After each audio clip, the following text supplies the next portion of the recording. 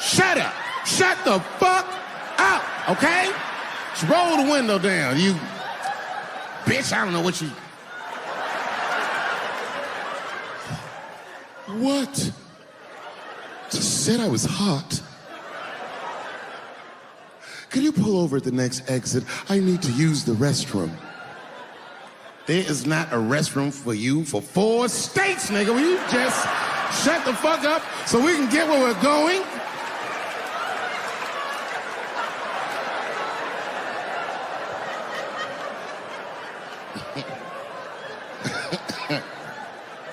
And just when that car can't get any more tense, the cues are a hitchhiker that they pick up on the road. Some white dude in booty shorts is walking down the freeway.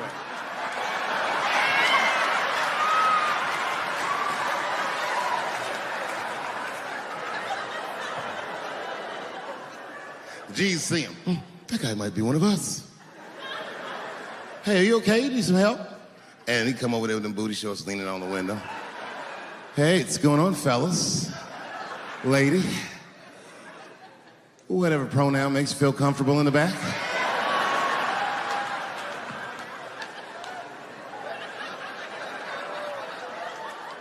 Yeah, I don't really know where I'm going. I don't know if I'm gay or I'm straight or whatever.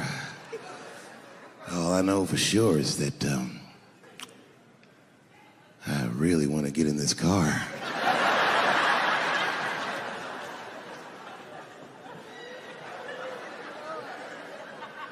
And they make him get in and sit in between the B's and the T's. I feel bad for T's, but they're so confusing. And it's not all my fault. I feel like they need to take some responsibility for my jokes. Because I didn't come up with this idea on my own. This idea that a person can be born in the wrong body. But they have to admit, that's a fucking hilarious predicament. It's really fucking funny. And if it happened to me, you'd laugh, wouldn't you? That wouldn't be funny if it happened to me? I think it would be. What if it did? What if I was Chinese, but born in this nigga body? That's not funny. And for the rest of my life, I had to go around making that face. Hey everybody, I'm Chinese! And everyone get mad. Stop making that face, that's offensive. What? This is how I feel inside.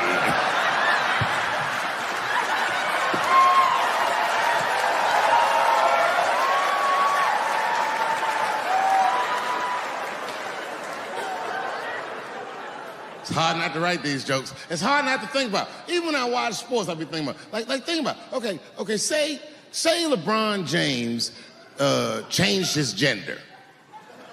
You know what I mean? Okay, can he stay in the NBA, or, because he's a woman, does he have to go to the WNBA where he will score 840 points a game? What does it actually mean to be equal? You know what I mean? Like, if women are actually equal to men, then there would be no WNBA, would there? You would just be good enough to play in the NBA with us. Or, here's another idea that's gonna be very controversial. You could shut the fuck up.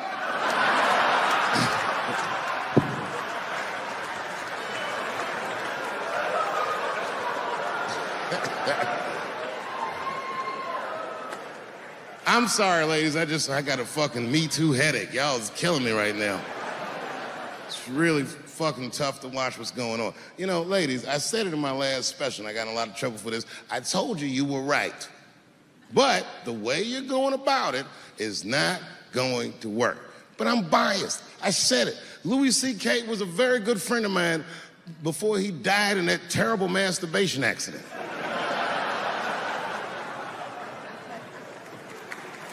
And it was his room. You read the story. He was masturbating in his own room. That's where you're supposed to masturbate.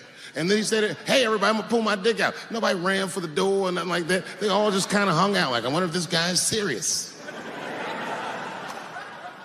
And he came on his own stomach. There it is. What is the threat? Have any women ever seen a guy that just came on his own stomach? This is the least threatening motherfucker the earth has ever seen. All you see is shame in their face and cum dripping down like pancake butter.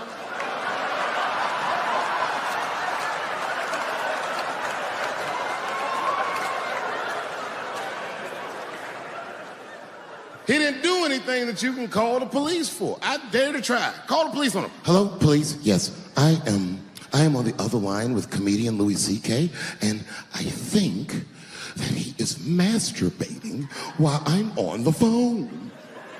You know what the police are gonna say in Atlanta? Well, what are you guys talking about?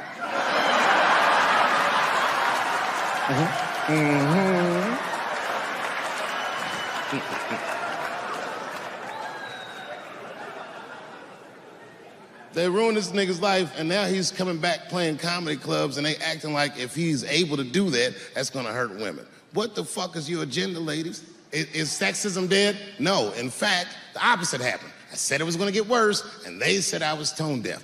But 8 states, including your state, have passed the most stringent anti-abortion laws this nation has seen since Roe v. Wade. I told you. I'll be real with you, and I know nobody gives a fuck what I think anyway. I'm not for abortion. Oh, shut up, nigga.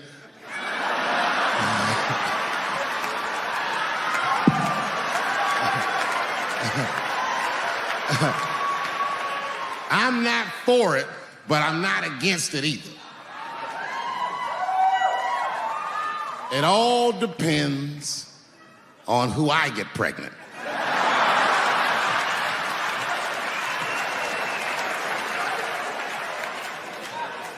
I don't care. I'm telling you right now, I don't care what your religious beliefs are or anything. If you have a dick, you need to shut the fuck up on this one. Seriously.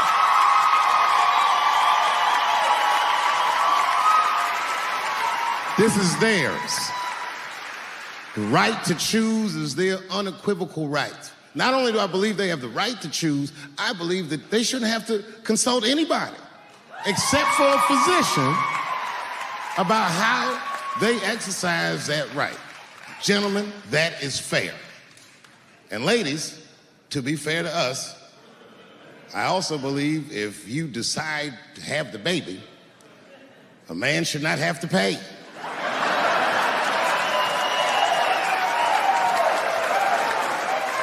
That's fair. If you can kill this motherfucker, I can at least abandon him. It's my money, my choice.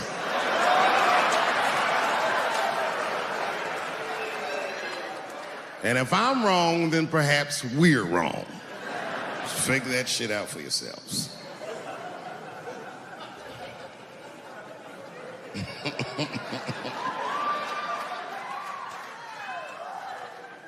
I mean, really, y'all, what the fuck are we doing? I can't live in this new world you're proposing. And meanwhile, while we're worrying about all this other shit, look at what's happening. They just killed another 12 people in a mass shooting in Virginia Beach. This shit's happening every week. It happens so much, I don't care anymore. I came home early from the road. I had a $12,000 suit on, because life's been going good. And I got home early, and dinner was cooking. You ever come home when dinner's cooking? Doesn't that smell good? And my son saw me, and he was like, Dad's home. And he got up from the table and ran over to give me a hug, but he had chicken grease all over his face. So I stiffed on him like, yo, my man. Wash these threads, son. This is an expensive suit. I don't want you to get the chicken grease all over me. And he was like, what the chicken grease? Dad, this is duck.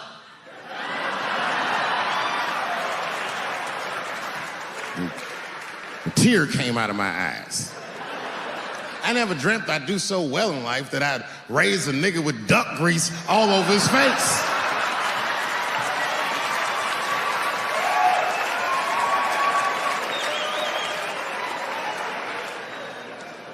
And we sat down, we just talked about everything. I was telling my wife about how my shows were going, and I told her my trans jokes, and she was like, oh, I hate that joke. And you know why she hates the joke? Because she's Asian. But you know what I mean? I don't make that face at the house unless we're really fighting.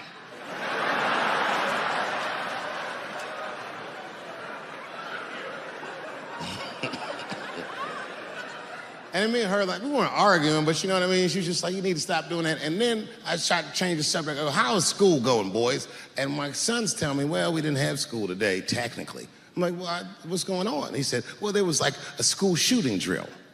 I never heard of this. You know what this is? They have drills that they make kids do where they practice what to do if somebody comes to shoot up their school. I'd never heard that before. I was like, what the fuck? Then I had to tell my sons the truth. I didn't want to tell them this shit. Son, here we are, Los Angeles, the world capital of rape and dick breath. The fuck has been going on out here? Keeps getting worse. Well, just when you think it can't get worse, they got Charlie Rose today.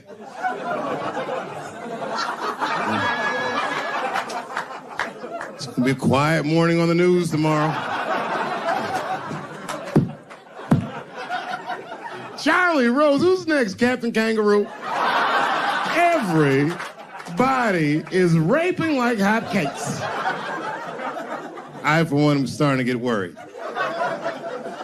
You know, I've been in show business 30 years. I had no idea how much danger I was in.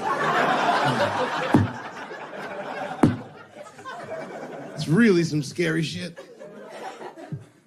I gotta tell you, Harvey Weinstein's probably the first person that I ever looked at a photograph of and was like, yeah, he rapes. I'm not sure this motherfucker has a choice. Not a handsome man. Not, a lot of meat and extra skin on his face. Yeah, he's ugly. You know the sad part is, he's done so well in life, he probably doesn't know he's ugly. You know, when you're good looking, everybody will tell you, oh, you look wonderful, you're so great looking. But when you're ugly, you gotta figure that shit out for yourself.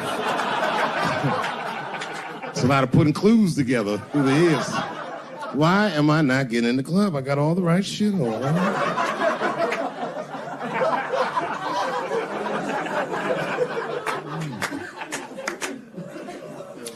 Because if it was Brad Pitt doing that shit, he wouldn't have heard a peep.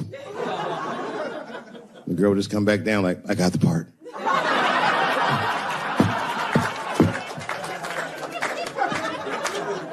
Yuck. And yet, it is important that I acknowledge, ladies, you are absolutely right. There you go. And they gotta all be mindful of that, guys, because this could happen to any of us. It could happen to me. I can see that. I can see myself showing up. Hi, I'm here for my 3 a.m. with Mr. Weinstein.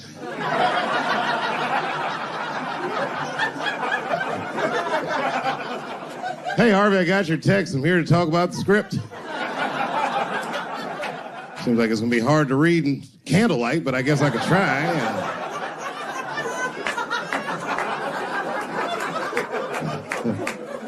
Sound like a fucking nightmare. Could you imagine that shit?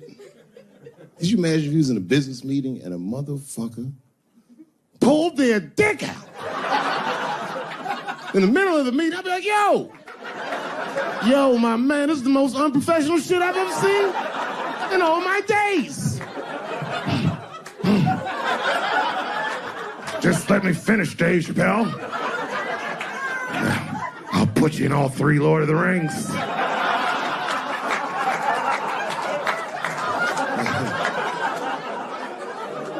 Hurry up, nigga. I have other meetings tonight. I have a 4:30 a.m. at Brett Ratner's house.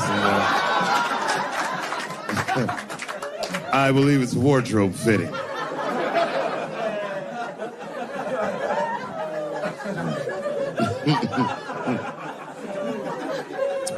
Wow. I mean, it is really bad out here, isn't it? Kevin Spacey's out here grabbing men by the pussy. I didn't even know that was possible. Jesus Christ. You got the guy from Star Trek, The Next Generation. That's who we got. Last time, it sounds like he was more than that, but that's who set it off. He's 14 years old, and Kevin Spacey accosted him at a party, which I gotta say, by the way, for the record. Been to a lot of parties in my day. Never been to a good one that had 14-year-old boys in it. Not even when I was 13, you know what I mean? Who wants to kick it with a bunch of hubba bubba chewing niggas like, having a good time, nigga. Yuck. Ironically, the kid grew up to be gay anyway, which means Kevin Spacey can sniff that shit out like a truffle pig. Yeah, he's one of me. And not the victim blame, but it seems like the kind of situation that a gay 14-year-old would get himself into. I know I didn't say that right, but it's true, nigga. Like, you know why I say that, though? Because I went to an arts high school, and, like, all them niggas was gay, man. Like, in high school, all them dudes was gay. And them gay dudes was way more mature than the rest of us, and we didn't know why. We just knew they was mature. You ever see a gay dude at lunch? Perfect posture, nigga sitting there. Eating, responsible. And then they take that thermos out, you'd be like, what the fuck is that? Is this nigga drinking wine with lunch?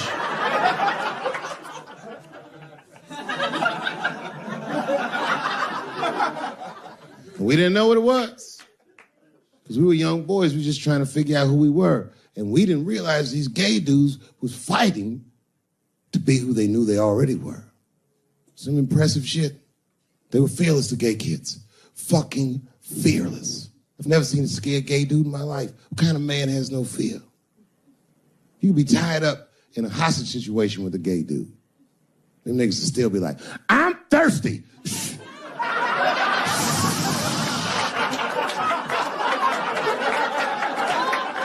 I'm thirsty, David. I need something to drink.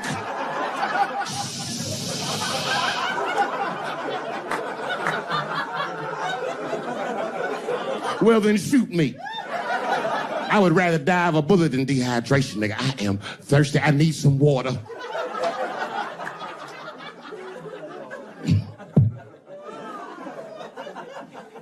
But all jokes aside, Kevin Spacey shouldn't have done that shit to that kid. He's 14 years old and was forced to carry a grown man's secret for 30 years. Jesus Christ, he must have been busting at the seams with that one.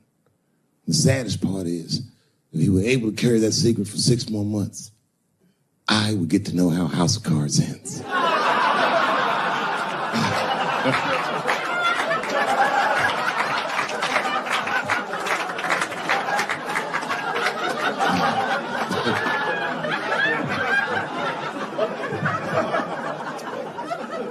Yep, ladies and gentlemen, these are dark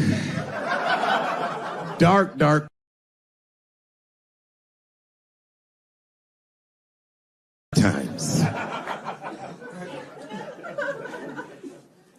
New York Times said that Louis C.K. jizzed on his own stomach.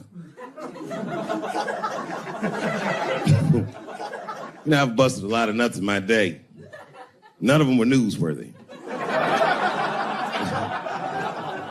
Shit was really gross, because they didn't just say it like I said it. They didn't just say jizz on the stomach. They said it in that fucking Pulitzer Prize winning style that the New York Times has. It was very descriptive, like, you know what I mean? Louis C.K.'s semen shot out like a volcano of misogyny, slowly drizzling down like lava, covering his freckled penis as it slowly dripped to a fiery crown of red hair. So, Jesus Christ, I'm trying to eat some huevos rancheros, and these niggas is...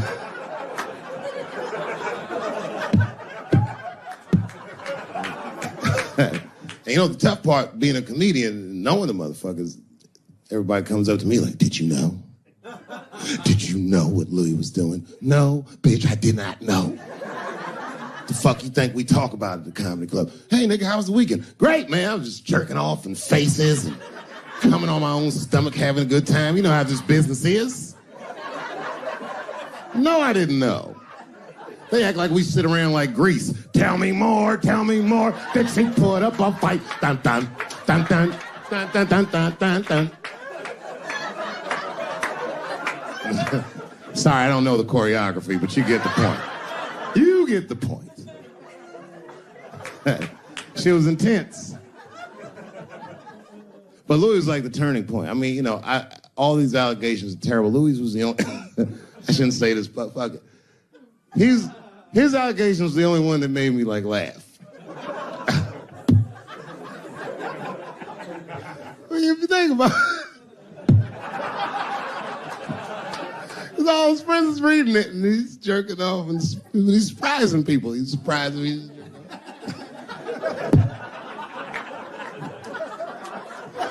I just picture all the comics in comedy just reading it like, what?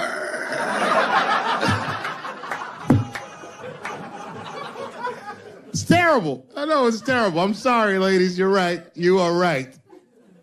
But at the same time, I mean, you know what I mean? I don't know.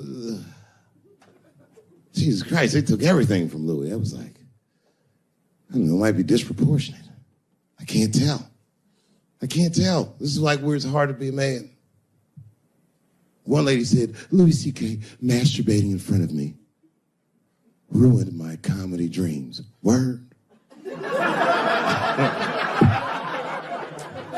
Well, then I dare say, madam, you may have never had a dream.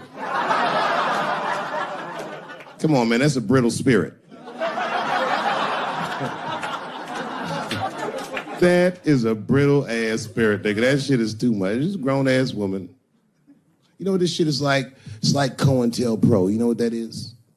It's a program that the FBI had under J. Edgar Hoover. In this program, one of the many things they did was they would track the sexual habits of anyone they considered an enemy of the state. It was a lit button. That's why they got all these fucking sex tapes with Martin Luther King fucking bitches. But lucky for us, he actually had a dream. You think if Louis C.K. jerked off in front of Dr. King, he'd be like, I can't continue this movement. I'm sorry, but the freedom of black people must be stopped.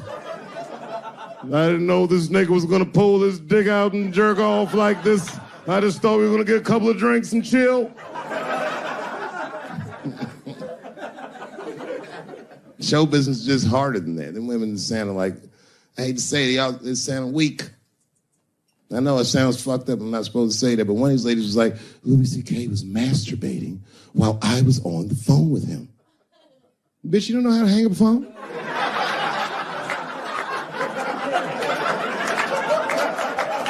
How the fuck are you going to survive in show business if this is an actual obstacle to your dreams? I know Louis is wrong, ma'am. I'm just saying, I'm held to a... Sometimes I wouldn't talk about where I went, but y'all don't even want to know. I was gone for a long time, nigga. I was in the upside down.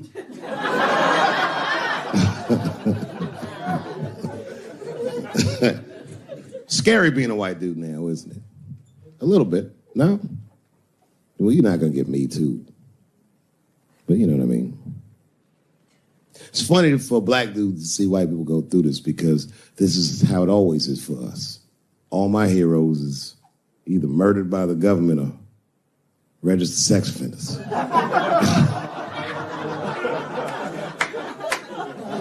Sad, I know, man. But we've already been through it. Like Michael Jackson. Remember when they said all that shit about Michael Jackson? They never proved anything till his dying day. But they said that he did some very heinous things.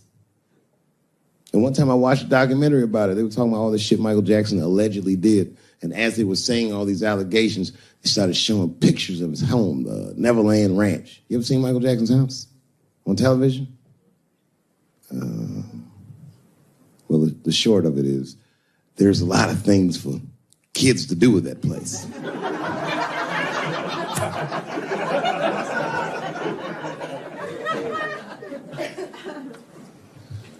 And I saw the whole thing. Exotic animals and Ferris wheels and merry-go-rounds and shit. And the more they showed it, the more certain I was that I don't think Michael Jackson did any of those things they said he did. His house didn't look sexual. It looked like he was flossing on those motherfuckers.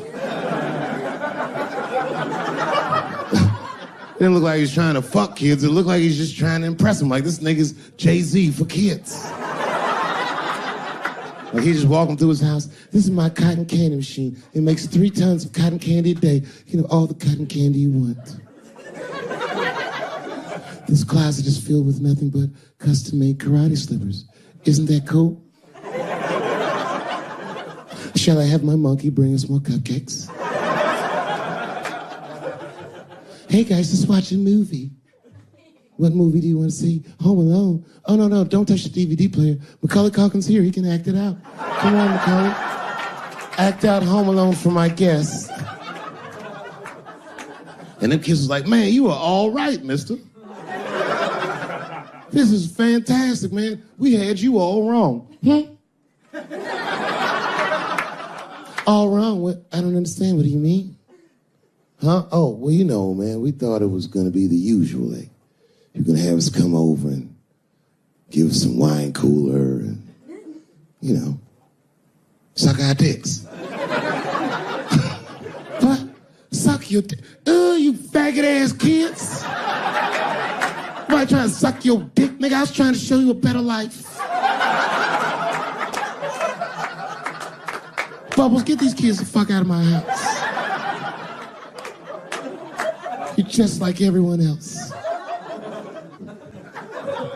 Hollywood is no place for moral absolutism. You know what I mean?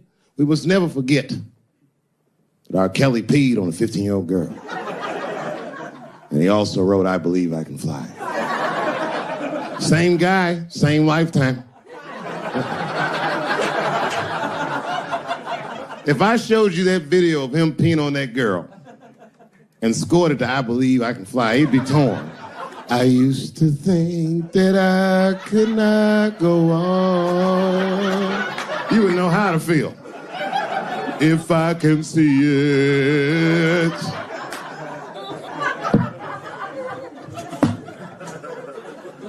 It's okay, my career ended many years ago.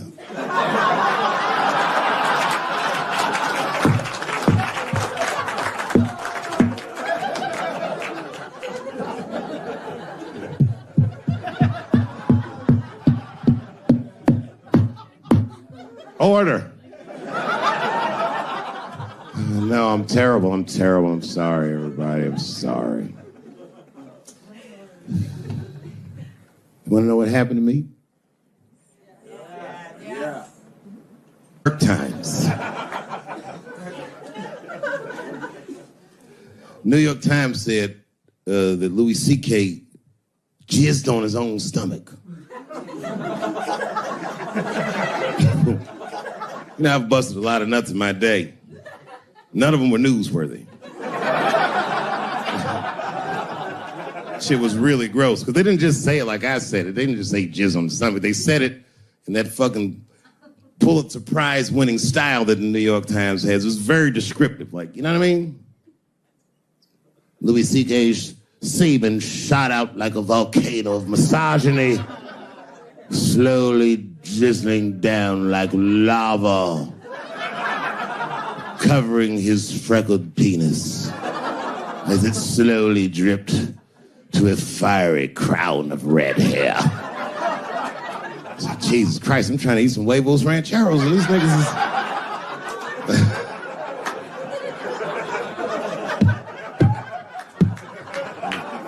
And you know, the tough part, being a comedian, knowing the motherfuckers, everybody comes up to me like, did you know? Did you know what Louis was doing? No, bitch, I did not know. The fuck you think we talk about at the comedy club? Hey, nigga, how was the weekend? Great, man. I was just jerking off in faces and coming on my own stomach, having a good time. You know how this business is. No, I didn't know. They act like we sit around like Grease. Tell me more, Then she put up a fight. Dun, dun, dun, dun, dun, dun, dun, dun, dun, dun.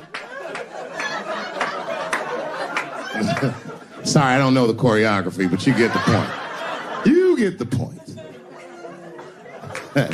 She was intense.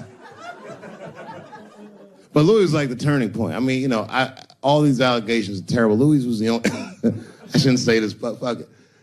His allegation was the only one that made me, laugh.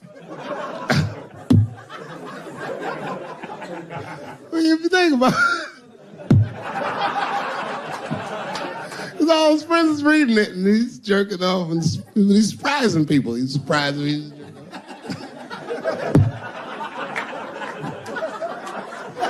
I just picture all the comics in comedy just reading it like, what?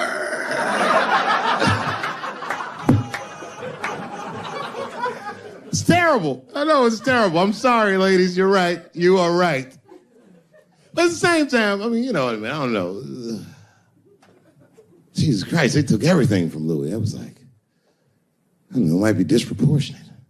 I can't tell. This is like where it's hard to be a man. One lady said, Louis C.K. masturbating in front of me ruined my comedy dreams. Word. Well, then I dare say, madam, you may have never had a dream.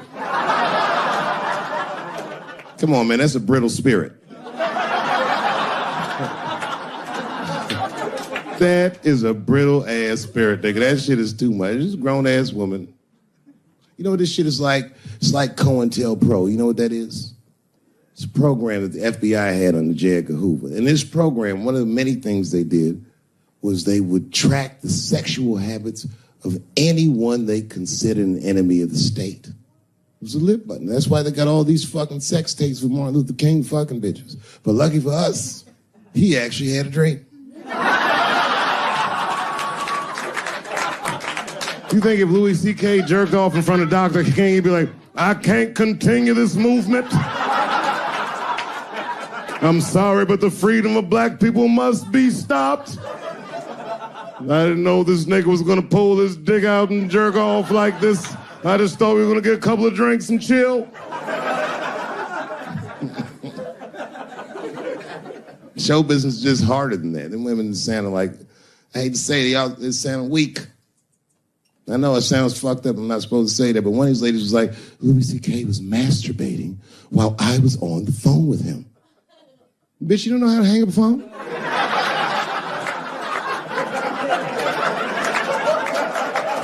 How the fuck are you going to survive in show business if this is an actual obstacle to your dreams? I know Louis is wrong, ma'am. I'm just saying I'm held to a higher standard of accountability than these women are. Don't forget who I am. Don't forget what I am. I am a black dude. And don't ever forget how I got here. My ancestors were kidnapped. I don't even know where the fuck I'm from. They were put on the bottom of boats. They sailed them across the Atlantic. Many of them died. Only the strongest survived. And once they got here, they beat the humanity out of my people. They turned us into beasts of burdens. They made us do their work. And the irony is, hundreds of years later, they called us lazy. We fought in the Civil War. We damn near freed ourselves. And then in Reconstruction, black people did great. My great-grandfather was a very wealthy man. But then the black coats came. Jim Crow came. And it was 100 years of unspeakable oppression again. Lynchings, all kinds of terroristic acts to keep us in the margins of society. And yet we still fought. And Dr. King was born. And then things got better.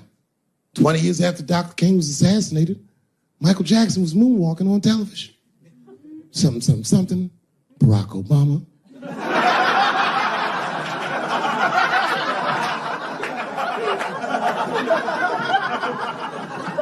Donald Trump.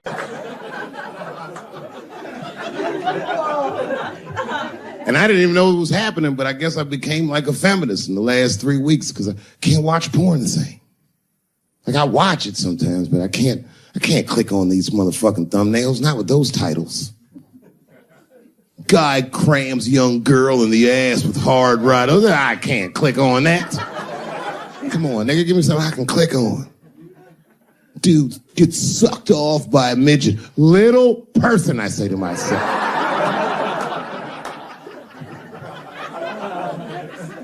It takes me hours to find one clip. What the hell is this? Marginally groomed feminist enjoys consensual sex with a vaguely homosexual guy with penis the same color as mine. Click.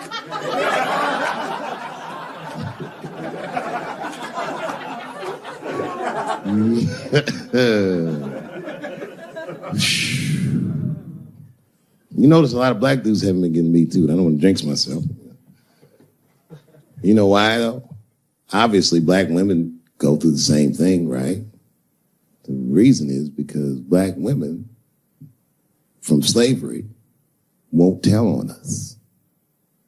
Because they know that no matter how bad we black dudes are, white dudes are very mean. They're scared to see us get punished. My wife is Asian. She'd tell on me in a goddamn second.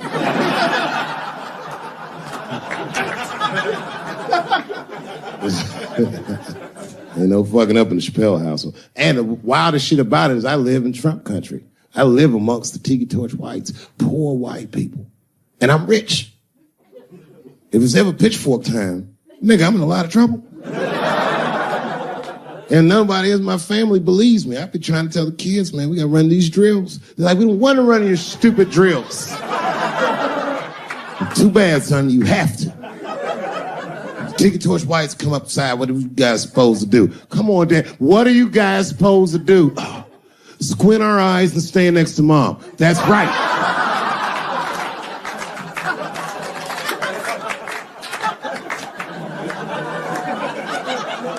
And what are you gonna bring me? Your gun and your groundskeeper uniform. That's right. I'll go outside and see what they want.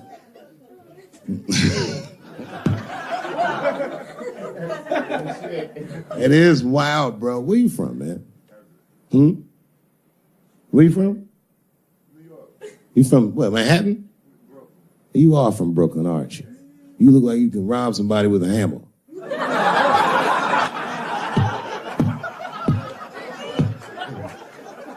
Brooklyn niggas rob you with shit they find around the house. I just got stabbed with a toothbrush. This nigga must be from Brooklyn. I'm fucking around. Yeah, man. Well, you ladies are right. To be honest with you, your lives look terrifying to me. They do, man. I know nothing about being a woman, but I know fear. Yo, I used to live in New York when I was 17. And I couldn't even pay my bills. You know what I did to make money? I used to do shows for drug dealers that wanted to clean their money up.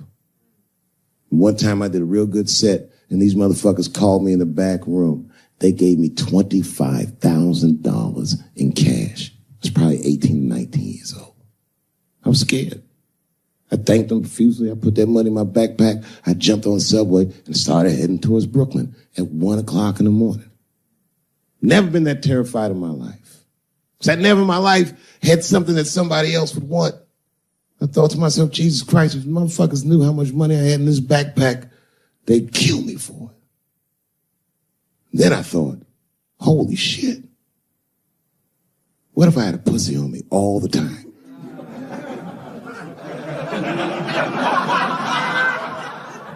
That's what women are dealing with. I'm gonna tell you right now.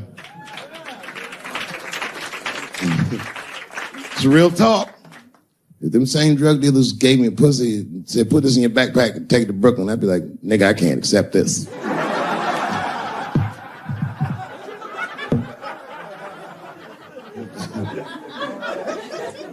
I empathize, man, you know. Everybody gets mad because I say these jokes, but you understand that this is the best time to say them. More now than ever. And I know there's some comedians in the back, motherfucker, you have a responsibility to speak recklessly. Otherwise, my kids may never know what reckless talk sounds like. The joys of being wrong.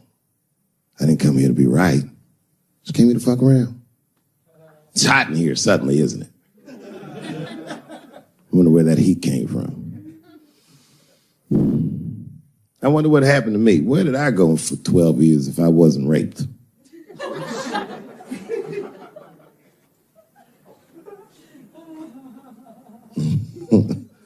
Maybe there's something else going on. Maybe these rapes aren't even the worst of it. Wouldn't that be something? Wouldn't that be something? You can go ahead and go to the bathroom, Brooklyn. You don't need to hear this shit.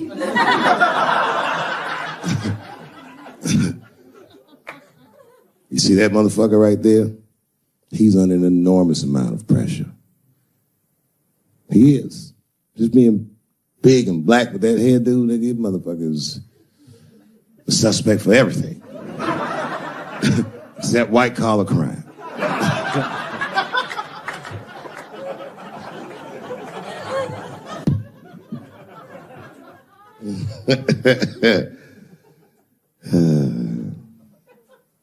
Sometimes I wouldn't talk about where I went, but y'all don't even want to know. I was gone for a long time, nigga. I was in the upside down.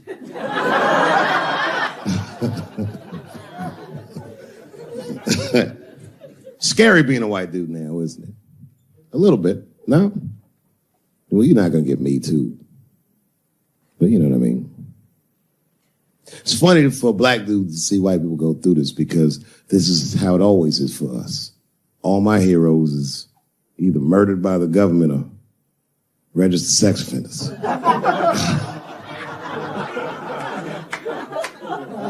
Sad, I know, man. But we've already been through it, like Michael Jackson. Remember when they said all that shit about Michael Jackson? They never proved anything till his dying day, but they said that he did some very heinous things. And one time I watched a documentary about it. They were talking about all the shit Michael Jackson allegedly did. And as they were saying all these allegations, they started showing pictures of his home, the Neverland Ranch. You ever seen Michael Jackson's house on television? Well, the short of it is, there's a lot of things for kids to do with that place.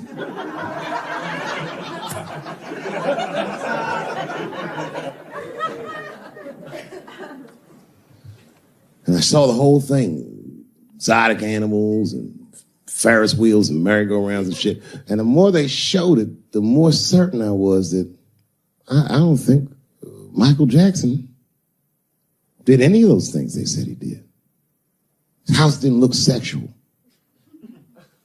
It looked like he was flossing on those motherfuckers. It didn't look like he was trying to fuck kids. It looked like he's just trying to impress them. Like, this nigga's Jay-Z for kids. Like, he just walking through his house. This is my cotton candy machine. It makes 3 tons of cotton candy a day. You know, all the cotton candy you want. This closet is filled with nothing but custom-made karate slippers. Isn't that cool? Shall I have my monkey bring us more cupcakes?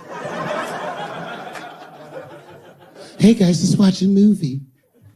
What movie do you want to see? Home Alone. Oh, no, don't touch the DVD player. Macaulay Culkin's here, he can act it out. Come on, Macaulay. Act out Home Alone for my guests.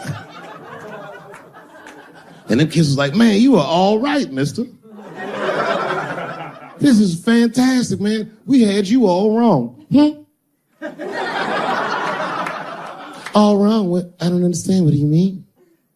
Huh? Oh, well, you know, man, we thought it was going to be the usual. Like, you're going to have us come over and give us some wine cooler and, you know, suck our dicks. What? Suck your dick? You faggot-ass kids. Why trying to suck your dick, nigga? I was trying to show you a better life. Bubbles, get these kids the fuck out of my house. You're just like everyone else. Hollywood is no place for moral absolutism. You know what I mean? We must never forget that R. Kelly peed on a 15-year-old girl. And he also wrote, I Believe I Can Fly. Same guy, same lifetime. If I showed you that video of him peeing on that girl and scored it to I Believe I Can Fly, he'd be torn. I used to think that I could not go on. You would know how to feel. If I can see it.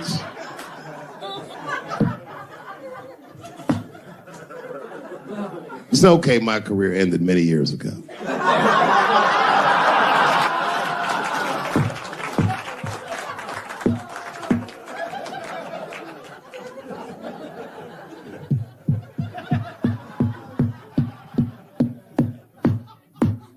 Order.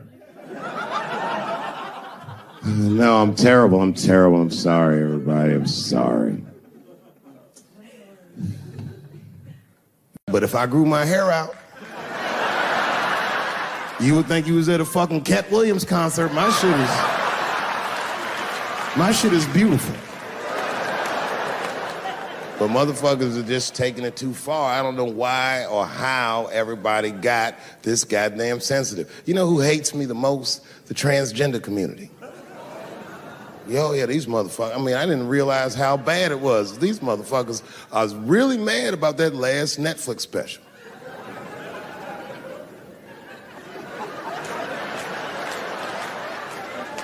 It's tough, man. I don't know what to do about it, because I like them. I always have. Never had a problem with them. You know, just fucking around. As a matter of fact, I think I make fun of everybody, and I mean, as a group of people, they have to admit, it's kind of fucking hilarious, man. I'm sorry, bro. It's like, I've never seen somebody in such a hilarious predicament not have a sense of humor about it. They're born feeling like there's something other than they're born as, and that's kind of funny, you know? I mean, it's funny if it's not happening to you.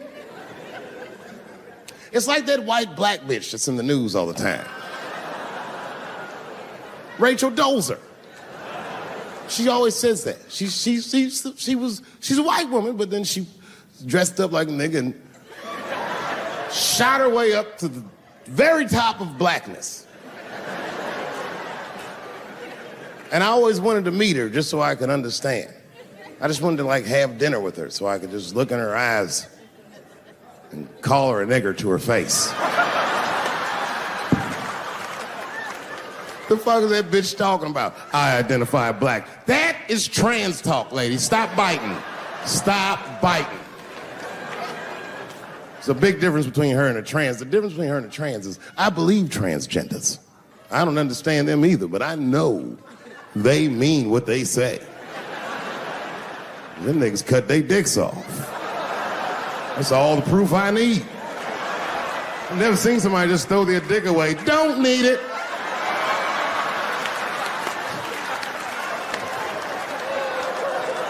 I don't understand, but I believe you and I support your decision, motherfucker. How far is Rachel willing to go? What is Rachel willing to do so that we blacks can believe that she believes she's actually one of us? Bitch, are you willing to put a lien on your house so that you can invest in a mixtape that probably won't work out?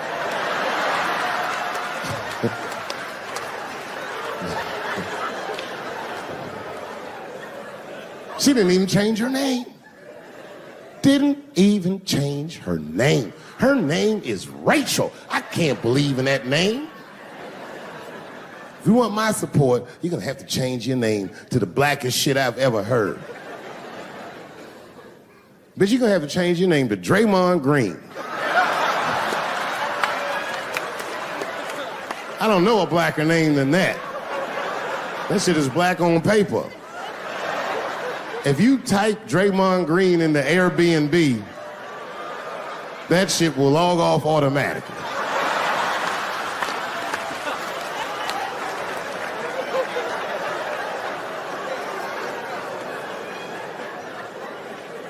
You know, people get mad, bro. People get mad about everything I say. I was doing a show. I was in Portland, Oregon. And I was checked in a hotel under the name Charles Edward Cheese.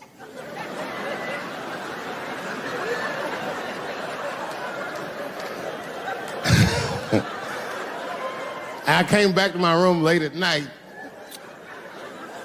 and there was a note. It was like a letter on my desk. It was addressed to Mr. Cheese. So obviously, I'm going to assume that whoever wrote this letter must be an intimate friend of mine. This is not some kind of name that a person would just guess. But then I open the letter, and it turns out I don't know this person at all. It's a fan letter. You know, I'm not even used to the idea that I have fans, but I'm grateful for it. And even though I'm grateful for fans, I don't read those letters. Be nice if I did, but realistically, it's like, what am I, Santa Claus, nigga? I don't have time for this. Like, got shit I want to do. I'm trying to chill. Read all these dreams and wishes from strangers. But I read it. I'd already opened it. So I just read the whole letter. And you know what, man? Whoever wrote this letter truly loves me. I mean, they were really fucking nice in the letter. And then they described to me what it was like to come to the show, how excited they were, how much fun they were having. And then they said that when I got to my jokes about transgenders, that they were, quote, devastated. Because it turns out that whoever wrote the letter was transgender. Now, I'm going to be real for a second.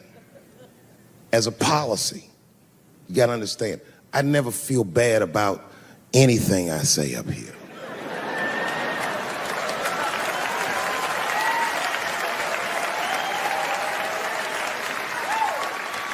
And I would never admit this to you if I hadn't locked your phones up. But it was the weirdest thing. Like, when I read this letter, the shit made me feel bad. I didn't feel bad about what I said, you understand? I felt bad that I made somebody else feel bad. To be honest, I don't even know what I said that upset that person. I have so many transgender jokes.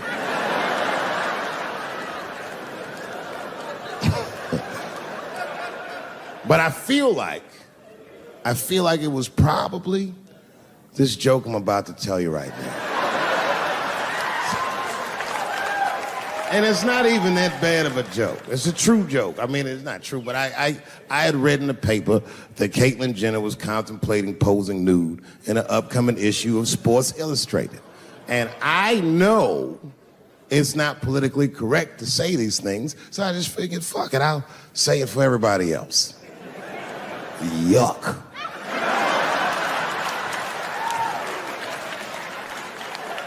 You know, sometimes I just want to read some stats. I don't know why you're going to cram some man pussy in the middle of the sports page like this. I just didn't think that was the place for it. But I wasn't saying anything like Caitlyn Jenner's a bad person. I'm not mad at her for doing it. Not even mad at Sports Illustrated. If I'm mad at somebody, I'm probably just mad at myself. You understand? Because deep down, I know that I am not strong enough to not look at those pictures.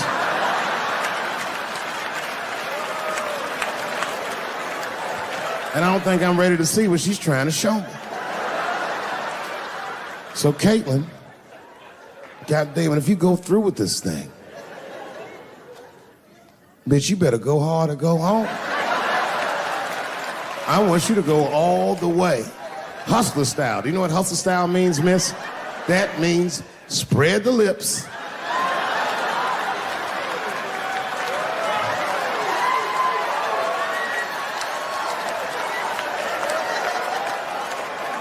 I hope she spreads her lips and there's an itty bitty dick inside. Ah! The show is behind the curtains.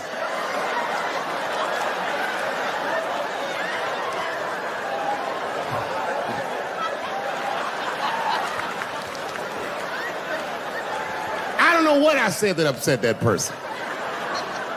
But I'm gonna tell you something. When I read that letter, and the moments after I read it, I did something that many black men in America do not have the time or the money to do. I thought about how I felt.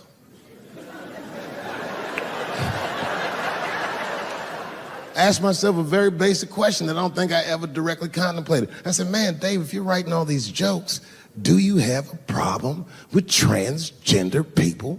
And the answer is Absolutely not. The fuck do you guys think I am? I don't understand all the choices that people make. But I do understand that life is hard and that those types of choices do not disqualify you from a life with dignity and happiness and safety in it.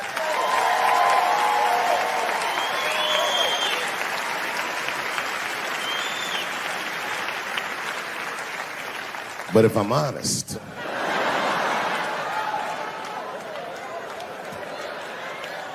my problem has never been with transgender people. My problem has always been with the dialogue about transgender people. I just feel like these things should not be discussed in front of the blacks. It's fucking insulting, all this talk about how these people feel inside. Since when has America given a fuck how any of us feel inside?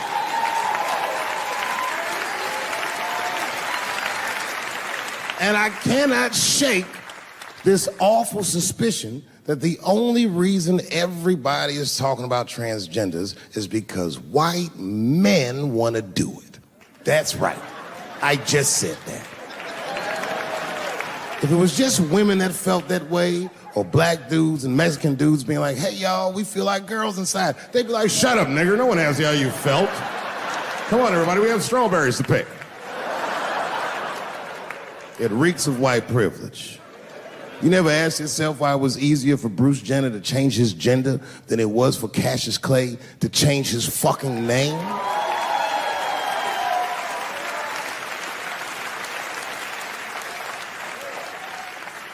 And if I were to be brutally honest,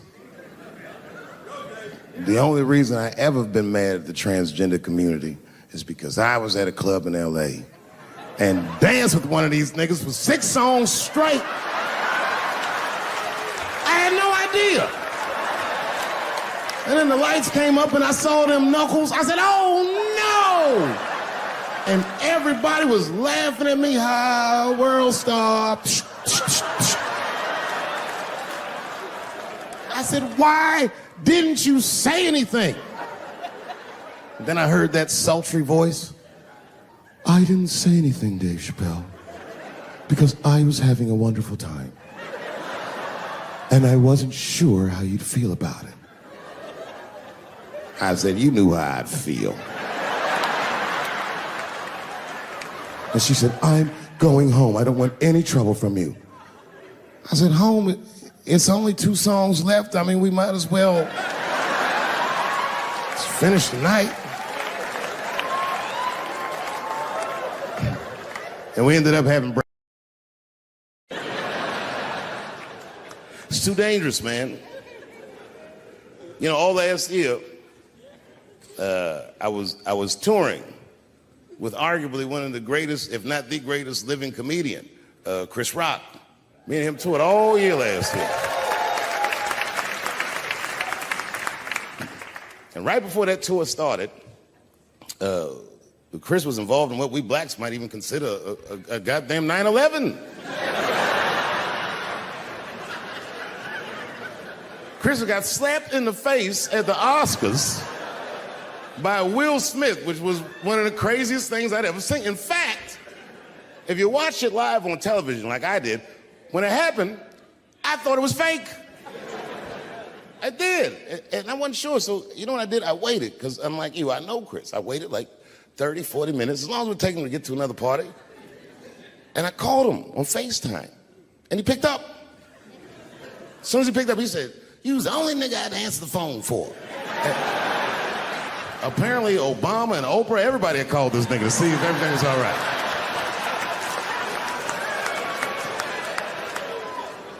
And I thought it was fake. I didn't know. So I asked him, I go, well, you know. He said, what? I said, well, did it hurt? And he said, yes, nigga, it hurt. And then I knew that it was real. And then, and only then, was I offended. And I wasn't just offended that he got slapped. That was only half of it. The real offensive part was that after he slapped him, this nigga Will just sat down and enjoyed the rest of his evening. It was crazy. It was just...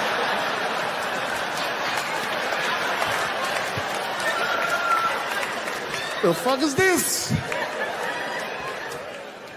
And then all year, we was touring, and I couldn't wait to see what he was going to say in his special about this slap. And I toured him all year, but the night he taped his special, Chris was one of these guys that's crafty.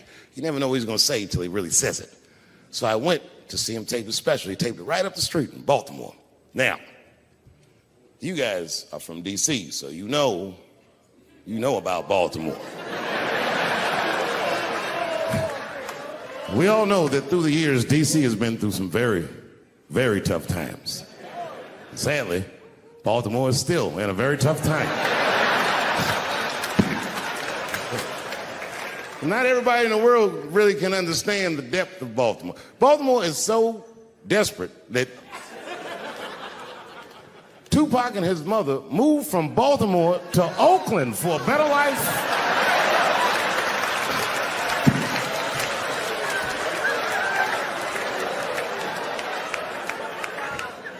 And Chris Rock went so hard in the paint, and I can't believe he did this, he shocked a Baltimore crowd. I didn't even know that was possible. I started doing comedy around here. Shocked them. And you know what he said that got him? He looked at the crowd, he walked out. I didn't expect him to say this. He looked at the crowd, it's all black, Baltimore black.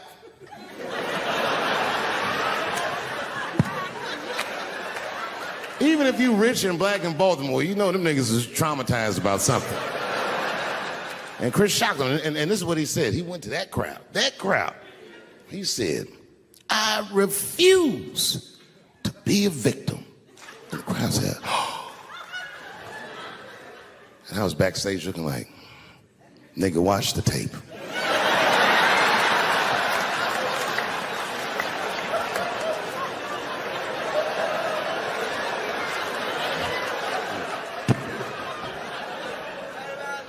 I know it's fucked up, but I tell you the truth.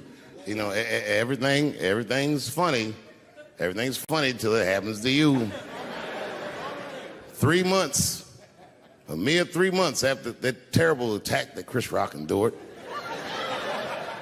I was on stage at the Hollywood Bowl, and a lunatic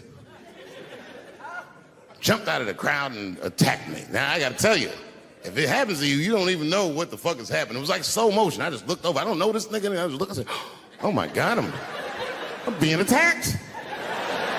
And this motherfucker was ragged. He jumped at me. He was like, ah! I'm old, but I'm fast. I caught this motherfucker's head with my hand and pulled his hoodie over his eyes. I can still feel his head in my hand. It was spongy. He had been growing dreadlocks. Not the beautiful dreads that Rastafarians grow. These were accidental LA homeless dreads. This shit had leaves and sticks and bottle caps and shit in it. Some kind of grease. I was like, ugh, like this. And then I fell down. And he knocked me all the way on the ground. And I was like, man, this is a bad situation. I don't know if I'm gonna die or what's gonna happen. But in that moment of vulnerability, you know what occurred to me that had never occurred to me before in my life? In that moment, it occurred to me that bodyguards should not wear dress shoes to work. Travis. This nigga Travis came out slipping and sliding on some kind of beautiful loafer and fell flat on his back. Pop. I said, oh my God. Now both of us are down. I gotta handle this shit myself. So I popped that back, boom. And then the kid that knocked me down, he popped out, boom, and we looked at each other and realized at the same time, I was bigger than him. And that motherfucker took off running. And I started to chase him, and I said, fuck him. I picked the microphone up. So I'm gonna finish this show now. That's right.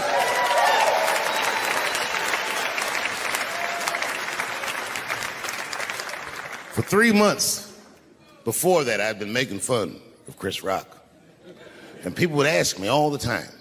They'd say, Dave, what would you do if you were Chris Rock and Will Smith slapped you in the face? And to this day, the answer is the same. Well, I don't know what I would have done.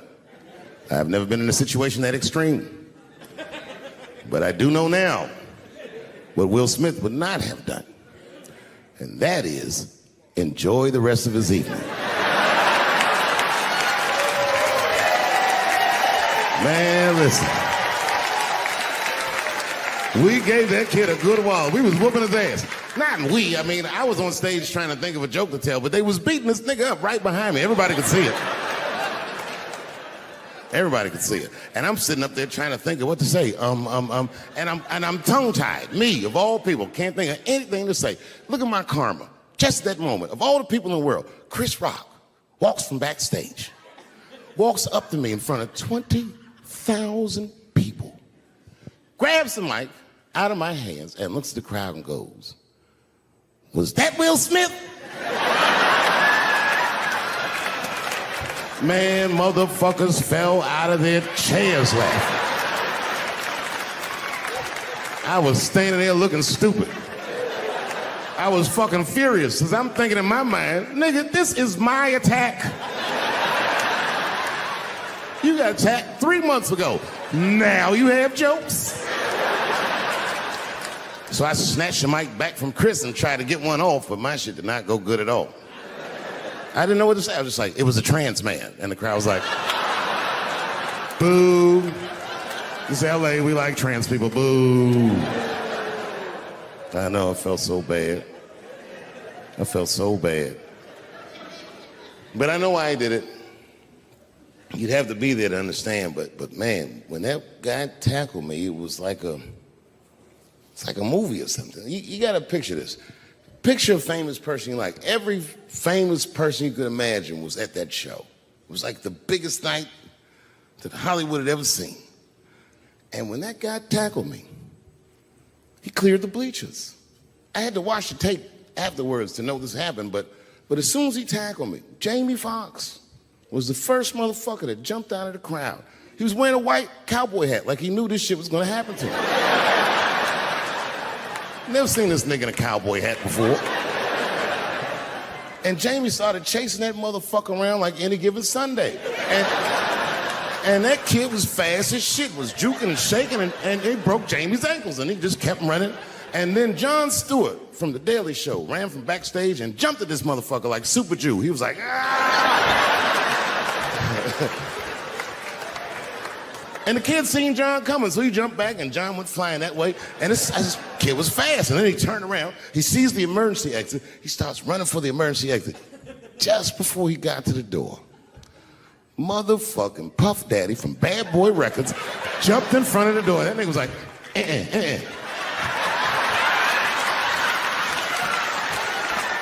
Boy, Puffy got that motherfucker. And then every celebrity just ran out, because every celebrity saw themselves in me, and they just started beating the fuck out of that kid. And I know Chris was backstage looking like, nobody helped me.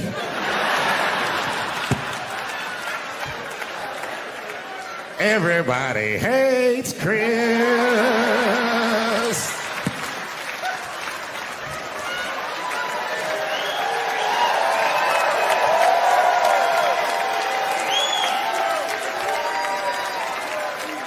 You read, but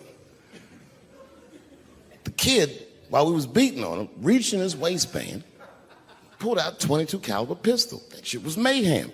Everybody started screaming, oh my God, he's got a gun, he's got a gun. And then I got scared. I was in the back, but I was scared, because I knew that everybody that was with me was armed. Yes, if they had shot and killed this kid on stage at the Hollywood Bowl, like I pay you to do, Travis,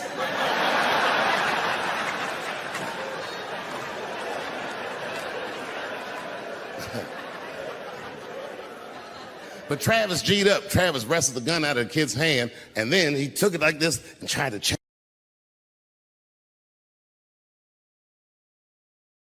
chamber the round, and he couldn't. So he pulled the trigger, and it wasn't a gun. A knife blade popped out of the front. I guess this kid was gonna stab me. Some scary shit. So the next night, even though I didn't have a show, I said, I gotta get right back on stage. And I went and did a show. And someone in the audience screamed out, Dave, what happened with the attack? And I didn't know there was journalists in the room. All I said was that this nigga had a knife that identified as a gun. I got 6 more weeks of bad press for that joke. I didn't even do nothing to this nigga. That's not right. That was not right. And then the New York Post went to the jail and interviewed my attacker like he was some kind of hero. And I read that interview. Turns out the entire attack was my fault. Yes, I triggered him. I didn't mean to. I had done jokes about the homeless. It turns out this young man was homeless. And I mean, there's no way I could have known this. But I will say, for a homeless guy, this nigga had incredible seats.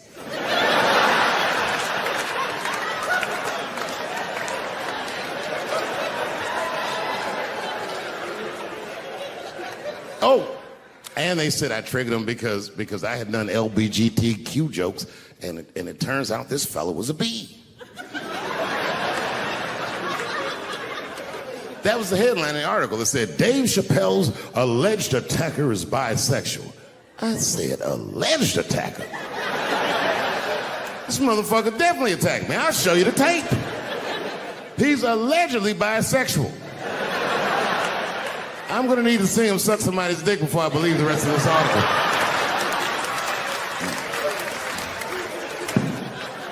I read that shit in the paper. I was horrified. I was like, oh, bisexual? I could have been raped.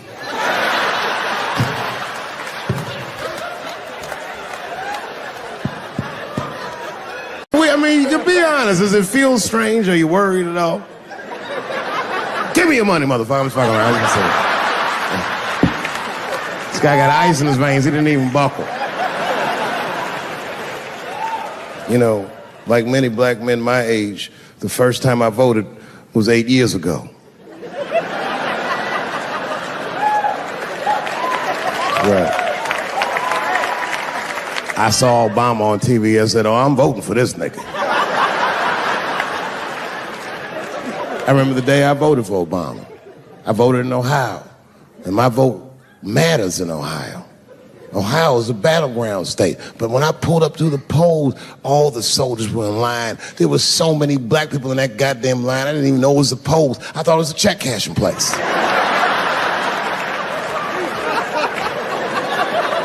And we were hugging each other, and old people were singing hymns and spirituals and shit. It was like the OJ verdict times 10 or some shit. I've never seen black people that happy.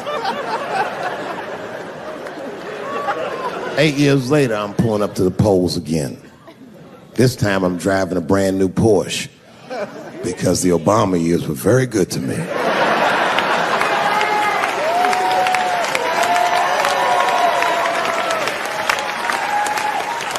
I was early voting, and when I parked my car, I figured out something that it would take the rest of the country another week to figure out. I understood that Donald Trump was going to be our next president because in Ohio, unlike D.C., you could see the results in the parking lot. It's all these goddamn pickup trucks and tractors and shit.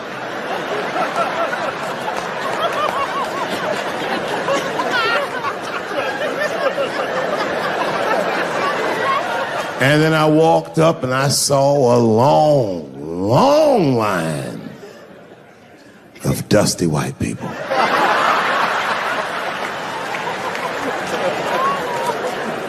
Yes, ladies and gentlemen, these were the poor whites. And I must tell you, I've never had a problem with white people ever in my life. But full disclosure, the poor whites are my least favorites. We've gotten a lot of trouble out of them. And I've never seen so many of them up close. I looked them right in their coal-smeared faces. And to my surprise, you know what I didn't see? I didn't see one deplorable face in that group. I saw some angry faces and some determined faces, but they felt like decent folk. No, they did. In fact, I'm not even lying, and I didn't sound fucked up, but I felt sorry for them. I know the game now. I know that rich white people call poor white people trash, And the only reason I know that is because I made so much money last year, the rich whites told me they say it at a cocktail party.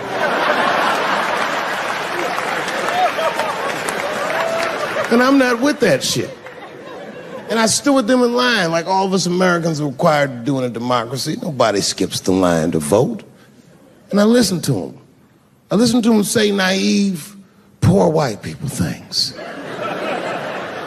Man, Donald Trump's gonna go to Washington and he's gonna fight for us. I'm standing there thinking in my mind, you dumb motherfucker.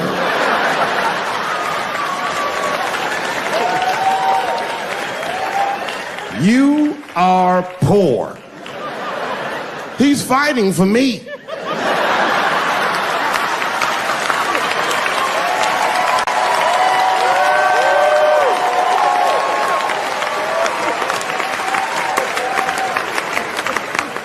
And they all looked at me. They could tell who I was voting for just as easily as I could tell who they were voting for.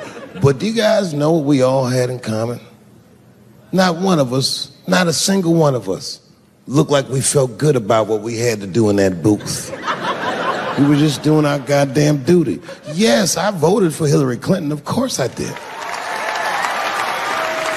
I voted for her because I liked what she said vastly better than I liked what he said. But to be honest with you, at that point, that shit was like watching Darth Vader do the I Have a Dream speech. That bitch is mean as hell. She'd already Karate Kid swept Bernie Sanders' legs from underneath him. Boy, it was hard voting for that shit. But it was the lesser of the evils. I know you were a Clinton supporter, Miss I. I'm sorry to say like that. It didn't feel bad voting for her, but it didn't feel as good as it should have. She was gonna be our first woman president. They were gonna make coins out of this bitch.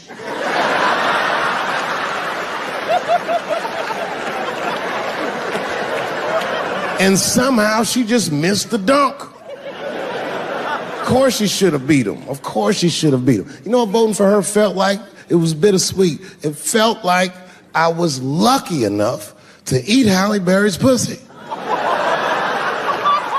And whilst I was doing so, she fucking farted in my face, man.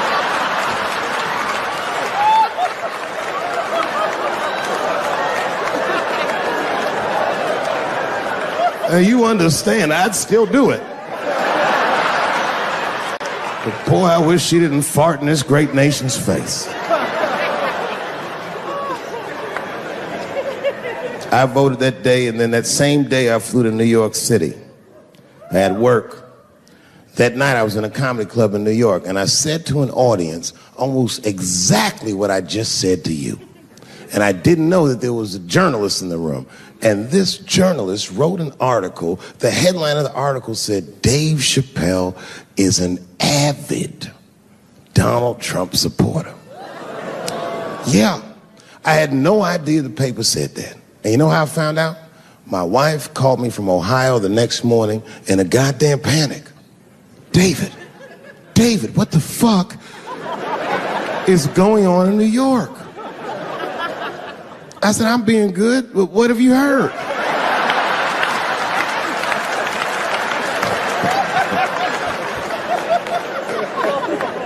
And my wife said, the paper is saying that you're a Donald Trump supporter. I was like, whew.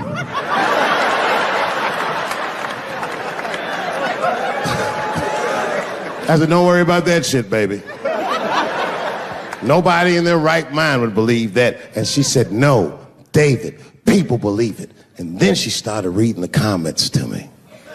Oh, they were terrible. All these black people calling me all kinds of Uncle Toms and shit. I should tell you, buddy, this is a very serious allegation from one black to another. I was incensed. Uncle Tom? How am I Uncle Tom, nigga? You the one that reads The Observer? Anyway, all this shit goes down, and Saturday night rolls around, and now Trump is the president, and I'm hosting Saturday Night Live.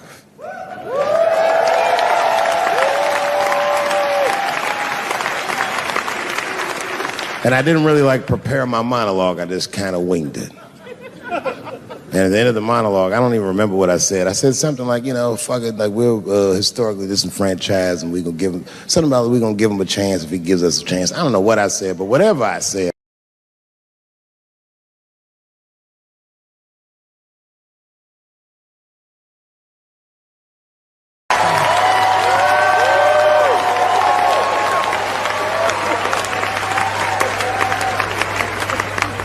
And they all looked at me. They could tell who I was voting for just as easily as I could tell who they were voting for.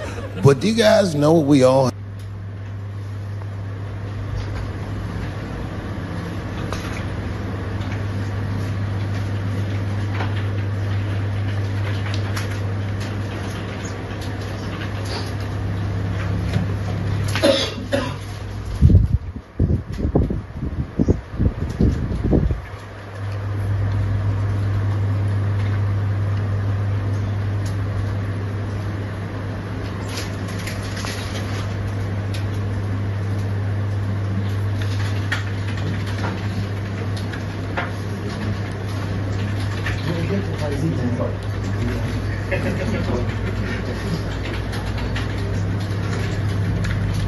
I was sitting back there, I'm smoking, drinking with the stars.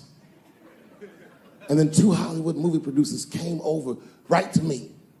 Oh my God, Dave Chappelle, said the leader one. He was obviously gay. Some guys you can just tell. The other one seemed like a money guy, like maybe he was from Texas or some shit. But the gay one was definitely the leader because he did all the talking. And then he hit me with, so David, do you have any movie ideas that you would like to pursue? The truth is, I don't. But if you know the game, you're not supposed to tell motherfuckers you don't have ideas. I was like, yeah, man, I got plenty of ideas. And he called my bluff. Really? Like what? Huh?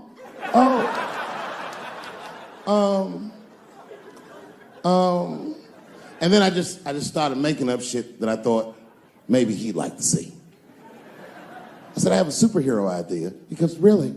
I go, yeah, he's a gay superhero. He was like, really? What's it called? Huh? Oh, it's called Same Hero, New Boots. It's about a gay sous chef in San Francisco. He gets bit by a radioactive rat on his shift when he's taking out the trash. And is blessed with powers beyond his wildest dreams. Supersonic, gay kind of powers. And he starts saving everybody in San Francisco. But at first, he only saves gay people. Later, he saves everybody, and the whole city just falls in love with him. The only problem is, no one remembers him when he saves them. Well, I don't understand. Why wouldn't they remember him? I said, because, dummy, he's gay. He keeps changing his outfit. People come up, thanks for saving, mister. What's your name anyway? And he's like, same hero, new boots, and that motherfucker flies away.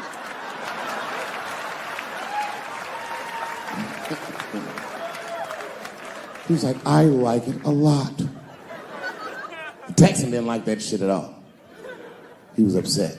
That's impossible, gay superhero. I said, what? Well, I have others. I have a superhero you love because he's stronger than Superman and he fights for truth, justice, and the American way like Superman, but more than Superman. He beats up Mexicans for no reason.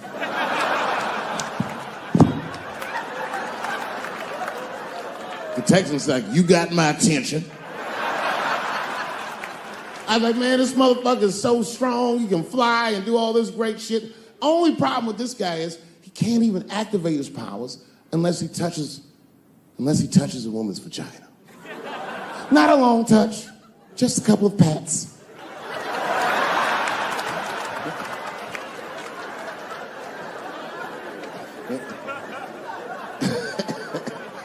He said, well, what's the problem with that? I said, well, the problem, sir, is that our hero is not, he's not a handsome man.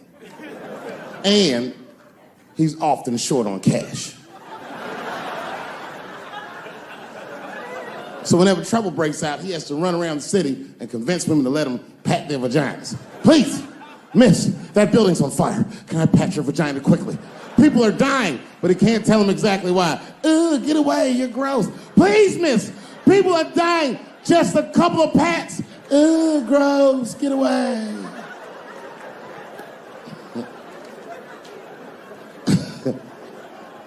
So he rapes them.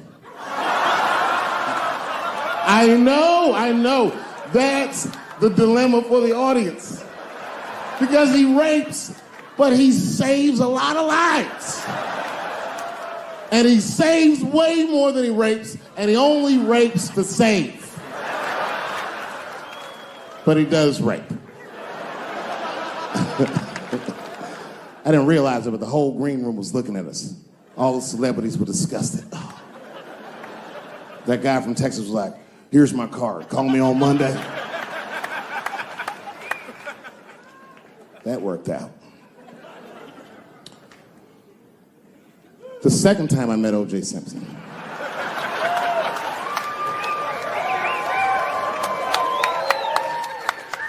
My wife's friend, Stuart, told me that. My wife has a lot of gay friends. Stuart's their leader. She has a lot of gay friends. And I don't like them.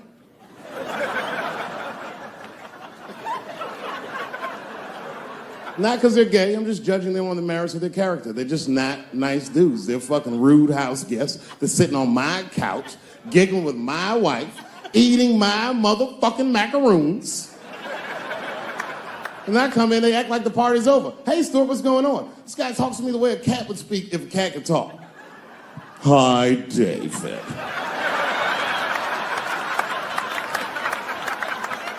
Stuart, what's all the beef, man? What's going on?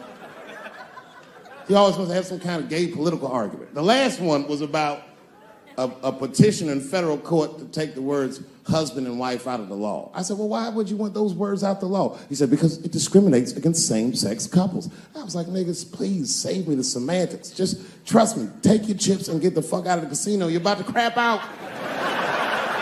Let's go outside, talk that over amongst yourselves, and whichever one of you is gayer, that's the wife.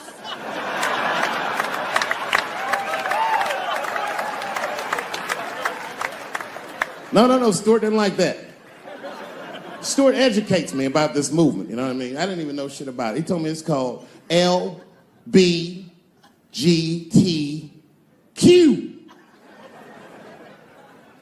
I was like, what the fuck is the Q?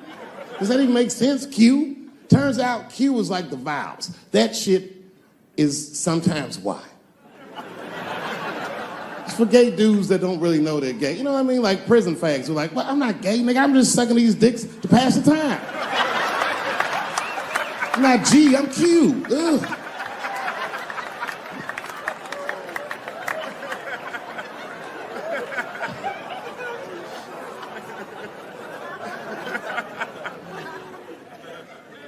I think, okay, again, of all those letters, the T has the toughest road ahead. In fact, I think the T should stand for tough road ahead. They've got the longest mental gap to bridge. That's all I'm saying. Because, you know, whenever I see one of them T's on the street, I don't mind them, but I'll be like, man, I miss Bruce. I'm sorry, guys. I'm 42. I remember Bruce Jenner. Before the Kardashians, before all that, this motherfucker was a white American superhero. It was amazing. He was beating Africans at track and field. We'd never seen anything like it. He was on my cereal box growing up. You know how much of that cereal I ate, nigga? I didn't know he was gonna do that.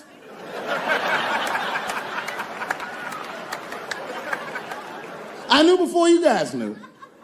I heard things on the street in Hollywood. You know, you just be out, see people. Hey, what's up, Kanye? Why the long face? Nigga, you'll see. I got 2 mother-in-laws now. And when I heard he was gonna do it, I was scared. I didn't think the public was ready. I didn't think the media was ready. And you know what? I was wrong. Not only did the public embrace him, but the media was nice. I'd never seen anything like it. Welcome to the world, Caitlin. So long, Bruce. Hello, Caitlin. I was shocked. Is this happening? Wait a minute, is this a time in American history when an American can make a decision for themselves? And even though other Americans don't understand it, they'll support it and let this person live a happy life? Is this what's happening? If it is, then good for America. That's Dave Chappelle, the American. Although Dave Chappelle, the black American, he was a little jealous. I was like, how the fuck are transgender people beating black people in the discrimination Olympics? If the police shot half as many transgenders as they did niggas last year, it'd be a fucking war in LA. I know black dudes in Brooklyn, hard street motherfuckers that wear high heels just to feel safe.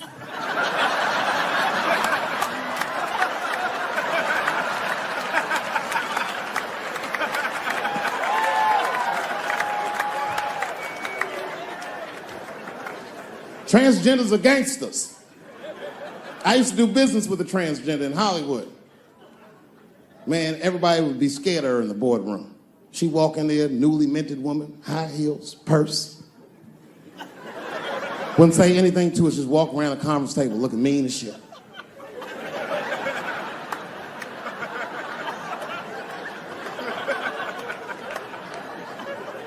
And then she walked to the head of the conference table, stare at us all, reach in her purse and pull her old dick out and throw it on the table.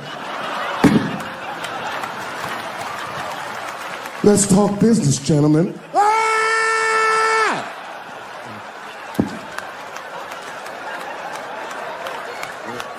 Shit is scary as fuck. If your best friend pitched that to you, you'd be horrified. Yo, nigga, let's go to the hospital and cut our dicks off and make pussies out of them shits. What? Can't we just get matching jackets or tattoos or something? Sure, that's what you want to do? There's only one way to find out, nigga. Wu-Tang, bow, bow. Let's go to the club and trick niggas into fucking us, yeah.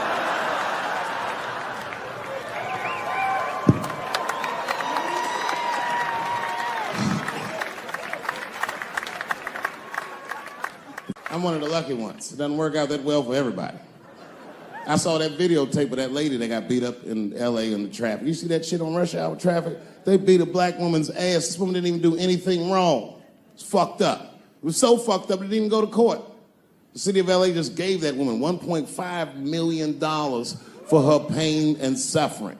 That is not bad, considering that's the same amount of money that Marcos Maidana made to fight Floyd Mayweather the second time. And this woman obviously hasn't trained a day in her life. You can see it on the tape. She didn't come to fight. Her guards were low. She was taking a lot of shots.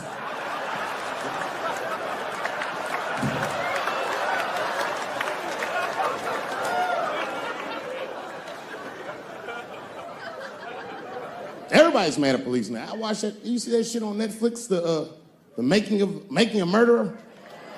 The Stephen Avery story? Yeah, well, if you haven't seen it, check it out. Stephen Avery is in more trouble than any white person in the history of the United States has ever been in. In a justice system designed for him to thrive, he's failed miserably twice. I can't even wrap my mind around it. If Making a Murderer was about a black dude, that shit would be called Duh. Of course everything can go wrong. Seems like he did it all right. The motherfucker even had $200,000 for his legal defense. That should get you off in Wisconsin. That's like OJ money. All he needed to get off that he didn't have was a single black juror. That's all it would have took. Because only a black dude in the United States can look at 11 other dudes and be like, I think the police did this shit.